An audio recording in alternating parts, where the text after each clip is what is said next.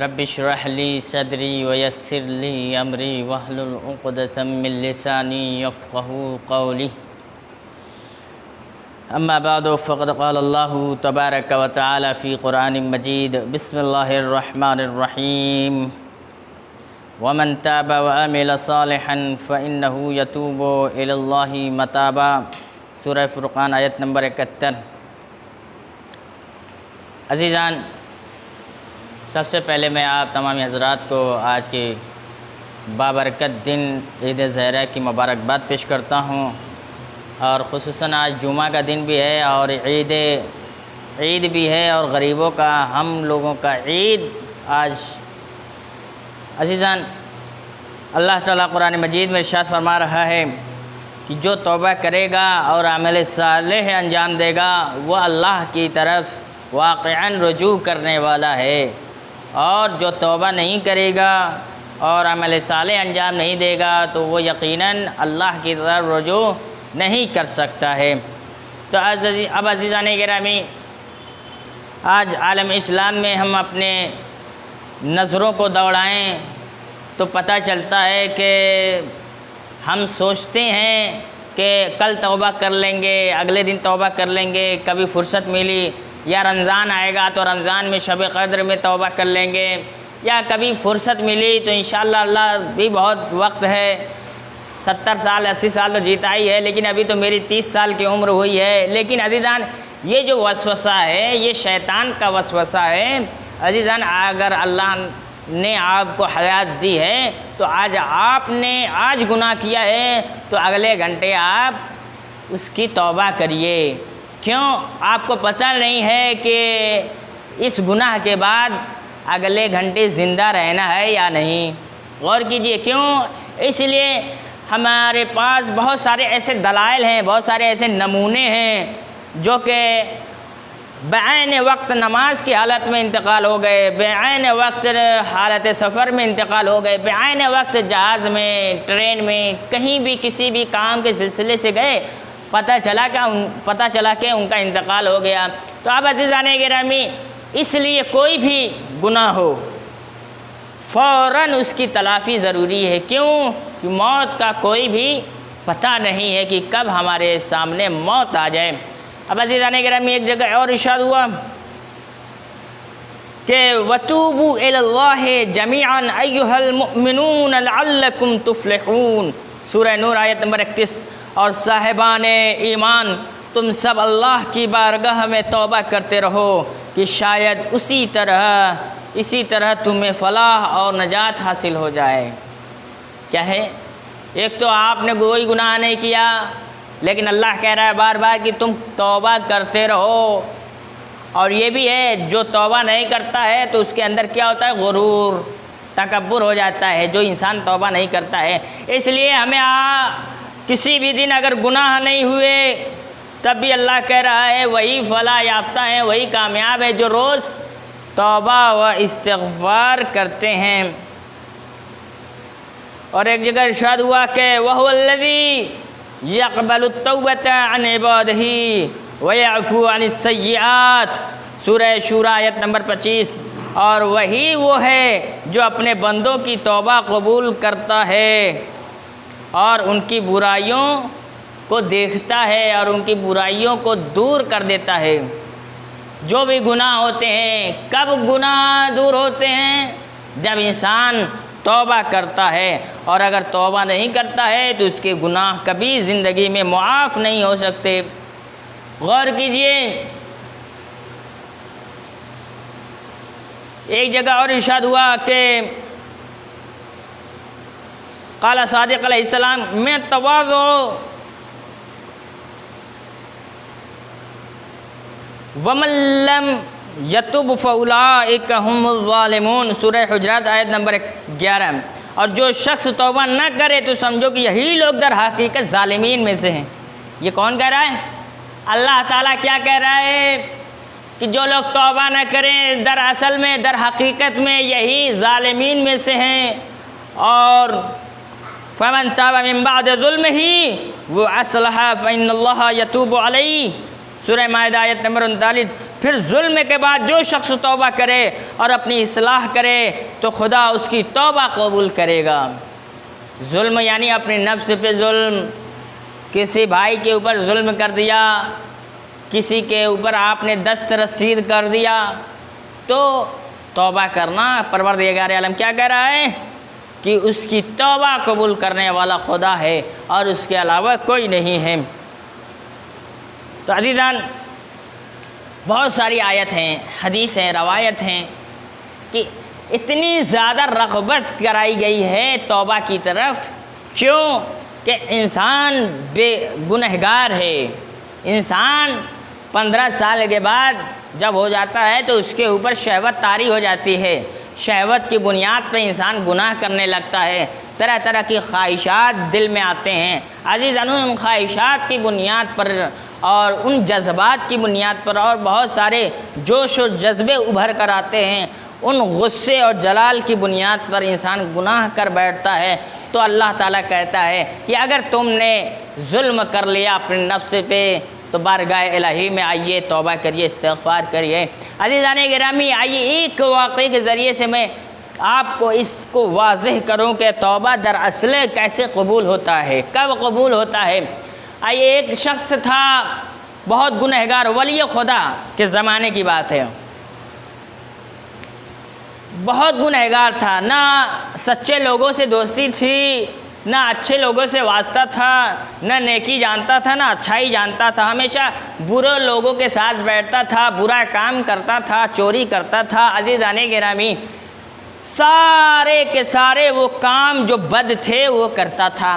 اچانک کیا ہوا کہ اس کو احساس ہوا کہ میں نے کبھی زندگی میں اچھے کام نہیں کیے، میں نے کبھی زندگی میں اچھے دوست نہیں بنائے، تو اب بتائیں کہ میری پوری زندگی ختم ہو گئی، کیا خداوند عالم میرے گناہ کو بخش دے گا؟ تو عزیزان گرامی، روایت میں جو لکھا ہے، جو واقعات میں لکھا ہے، جو جن کتابوں میں نقل کیا ہے، ان کتابوں میں یہی نقل کیا گیا ہے کہ جب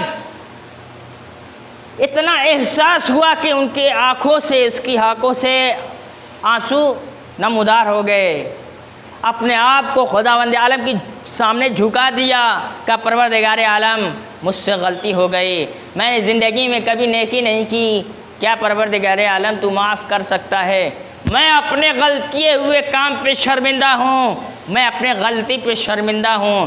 تو عزیزان گرامی، پھر اس کے بعد اس کا انتقال ہو جاتا ہے، لوگ اس کو ایک کچڑے میں پھینک دیتے ہیں، اس کی لاش کو۔ کیوں پھینک دیتے ہیں؟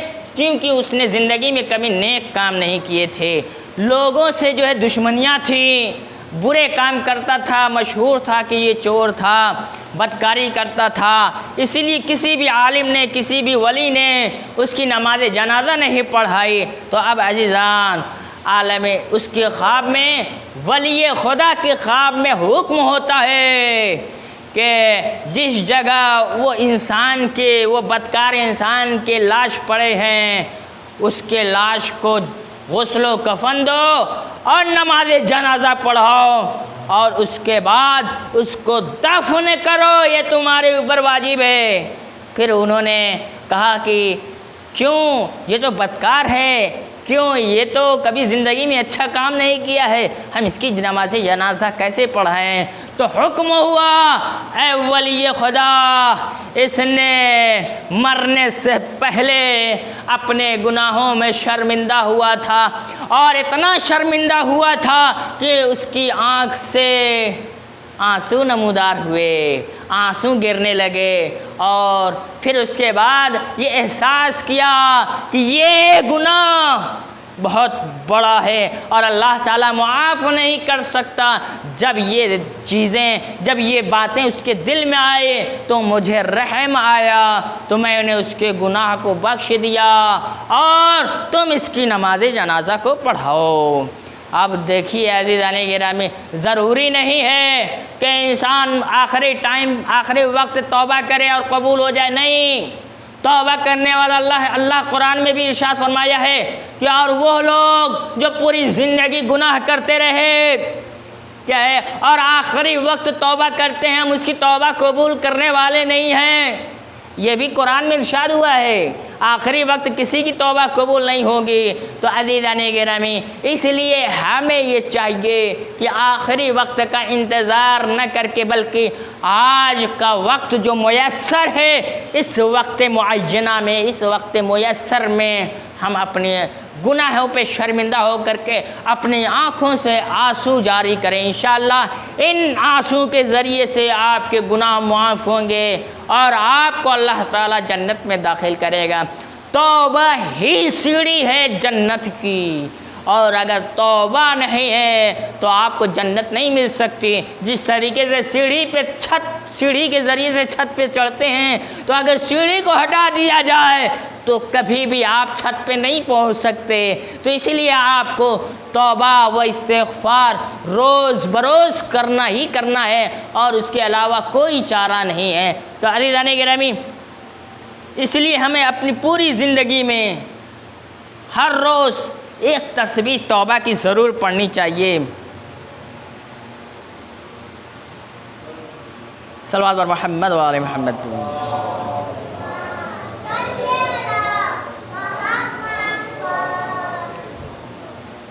آخری بات کہ امام علی علیہ السلام کی نظر میں حقیقی توبہ کیا ہے، اس کے بعد زحمت تمام،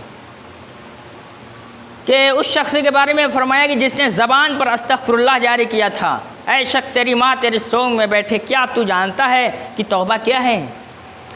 یاد رکھ، توبہ علیین کا درجہ ہے جو ان 6 چیزوں میں سے مل کر محقق ہوتا ہے، ان کے بغیر حاصل نہیں ہو سکتا۔ نمبر 1 کیا ہے کہ اپنے ماضی پر شرمندہ اور پشیمان ہونا، جو بھی آپ گزرے ہوئے زمانے میں گناہ کیے ہیں اس پہ شرمندہ ہونا، اور دوسری چیز کہ دوبارہ گناہ نہ کرنے کا مصمم ارادہ کرنا، پختہ ارادہ کرنا۔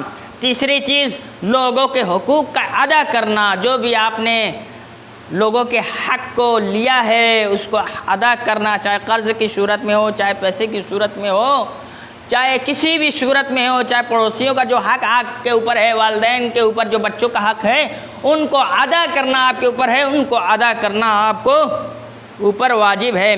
چوتھی چیز کیا ہے؟ ترک شدہ واجبات کو بجا لانا۔ نماز آپ نے ترک کر دیا ہے تو نماز ہی قضا کرنا واجب ہے، روزہ ترک کر دیا ہے تو روزہ رکھنا واجب ہے، جتنے بھی واجبات چھوٹ گئے ہیں ان کو انجام دینا واجب ہے، تب جا کر کے آپ کی توبہ قبول ہوگی۔ پانچویں چیز، گناہوں کے ذریعے پیدا ہونے والے گوشت کو اس قدر پگھلا دینا کہ ہڈیوں پر گوشت باقی نہ رہ جائیں اور حالت عبادت میں ہڈیوں پر گوشت چڑھ جائے۔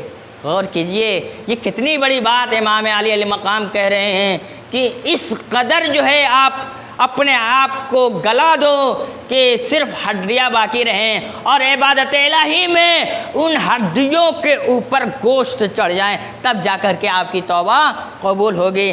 چھٹی چیز کیا ہے؟ بدن کو اطاعت کی تکلیف۔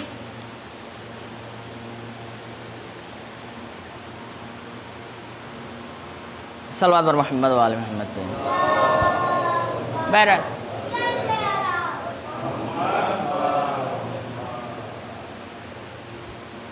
چھٹی چیز کیا ہے کہ بدن کو اطاعت کی تکلیف میں مبتلا کرنا، جس طرح گناہ کا مزہ چکھا ہے۔ غور کیجئے، جتنا آپ نے اپنے شہوت سے مزے لیے ہیں، کیا ہے، اسی طریقے سے حالت عبادت میں ہڈیوں پر جو گوشت چڑھ گئے ہیں ان کو پگھلانا ضروری ہے، اور لہذا ان 6 مرحلوں سے گزرنے کے بعد استغفر اللہ کہنا، اور اگر ان 6 مرحلوں سے آپ نہیں گزرے تو استغفر اللہ کہنا آپ کے لیے یہ بیکار ہے۔ یہ 6 چیزیں آپ کو ذہن میں رکھنا بہت ضروری ہے۔ بسم اللہ الرحمن الرحیم، انا اعطیناک الکوثر فصلی لربک وانحر ان شانئک هو الابتر۔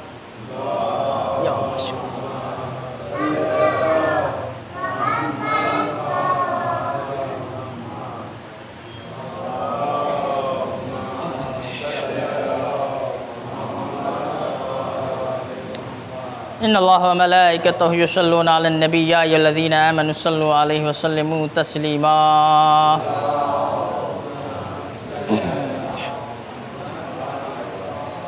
اللہم صلی علی سید المرسلین و شفیع المذنبین نبینا محمد صلی اللہ علیہ وآلہ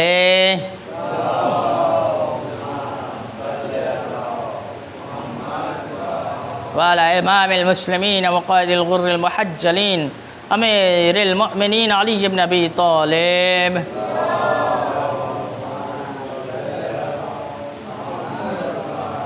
صلوات الله عليه وآله وعلى سيدة نساء العالمين وبزعة خاتم النبيين سيدتنا فاطمة بنت رسول الله صلوات الله عليه وعلى الحسن المجتبى والحسين الشهيد بكربلاء وعلي بن الحسين ومحمد بن علي وجعفر بن محمد وموسى بن جعفر وعلي بن موسى ومحمد بن علي وعلي بن محمد والحسن بن علي عليهم الصلاة والسلام.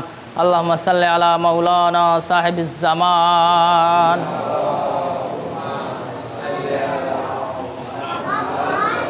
محي آثار البدع والطغيان حادم أبنية الشرك والنفاق وحاسد فروع البغي والشقاق صلوات الله وسلامه عليه وعلى آبائه الكرام متصلة الله عليه والأيام. اللهم عجل فرجه وسهل مخرجه وكحل ناظرنا بنظرة منا إليه واجعلنا من المستشهدين بين يديه وتفضل على أمرائنا المؤمنين بمزيد التوفيقات وازدياد الإقبال وعلو بالدرجات. اللهم افعل بنا ما أنت أهله ولا تفعل بنا ما نحن أهله بجاه محمد وآله المعصومين صلوات الله عليهم أجمعين. اللهم اجعلنا ممن يذكر فتنفع الذكرى. إن الله يأمر بالعدل والإحسان وإيتاء ذي القربى وينهى عن الفحشاء والمنكر والبغي يعظكم لعلكم تذكرون.